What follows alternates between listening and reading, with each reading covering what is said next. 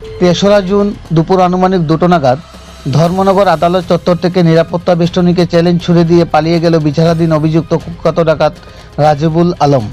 যদিও আদালত চত্বরে কঠোর নিরাপত্তা বেষ্টনী থেকে ডাকাত পলাতকের ঘটনায় ব্যর্থতাকে আড়াল করতে মাঠে নামে উত্তর জেলা পুলিশ প্রশাসন। পরবর্তী সময়ে সন্ধ্যা আনুমানিক 6টা নাগাদ ধর্মনগর জেল রোড সংলগ্ন একটি পুকুর থেকে পলাতক রাজিবুলকে পুনরায় গ্রেপ্তার করে কোনোক্রমে মান বাঁচায় নাস্তানাবুদ ধর্মনগর পুলিশ।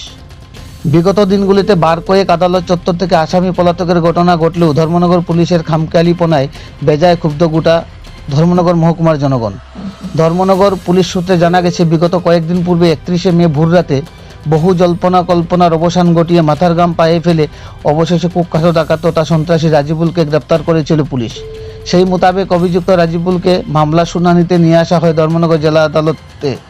অথচ আদালত চত্বরে কঠোর নিরাপত্তা বেষ্টনী থাকা সত্ত্বেও নিরাপত্তার দায়িত্বে থাকা পুলিশদের দুর্বলতা সহ গাফিলতিকে কাজে লাগিয়ে সুযোগ বুঝে পালিয়ে যায় কুখ্যাত ডাকাত রাজিবুল। বিচারাধীন কুখ্যাত ডাকাত পলাতকের ঘটনায় আদালত চত্বর সহ গোটা ধর্মনগর জুড়ে পুলিশি নিষ্ক্রিয়তা নিয়ে তীব্র চাঞ্চল্য ছড়িয়ে পড়ে। পাশাপাশি সাধারণ জনগণের মধ্যে দেখা দেয় অজানা আতঙ্ক। কর্তব্যে গাফিলতির বিষয়টি নিয়ে যদিও উত্তর জেলা পুলিশ প্রশাসন এখনই মুখে কুলু পেটে রয়েছেন, তবে বিষয়টি যে তদন্তাধীন তা নিঃসন্দেহে।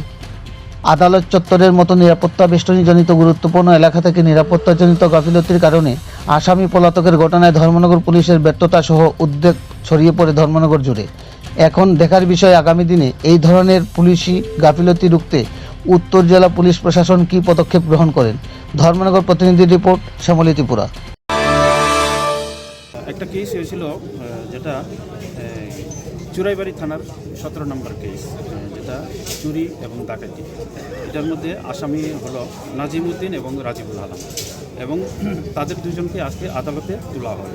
আদালতে তোলার পর যখন আদালত থেকে বেরিয়ে আনা হয় লকআপের উদ্দেশ্যে, তখন রাজিবুল আলম আমাদের একজন পুলিশ কর্মীকে ধাক্কা দিয়ে পালিয়ে যায়, এবং দীর্ঘক্ষণ 3 ঘন্টা তাকে অনুসন্ধান করার পর, অনুসন্ধানে ছিল আমাদের এসপি স্যার, এসডিপি স্যার, আমরা সবাই পুলিশ কোর্টের টিম এবং ধর্মনগর থানা, আমরা রাজিবুল আলমকে 3 ঘন্টা অপারেশনের পর তাকে আবার উদ্ধার করতে সক্ষম হয়েছে। কোথা থেকে তাকে আটক করা হয়েছে? এখানেই জেল রোড সংলগ্ন এলাকা, একটা জঙ্গল, একটা লেক থেকে তাকে উদ্ধার করা হয়েছে। কখন পালিয়ে গিয়েছিল? পালিয়ে গিয়েছিল আনুমানিক 2টা নাগাদ, এবং ওখানে কয়টা বাজে, ওখানে 5টা 5:30 না, ওখানে পাওয়া গেছে প্রায় 6টা।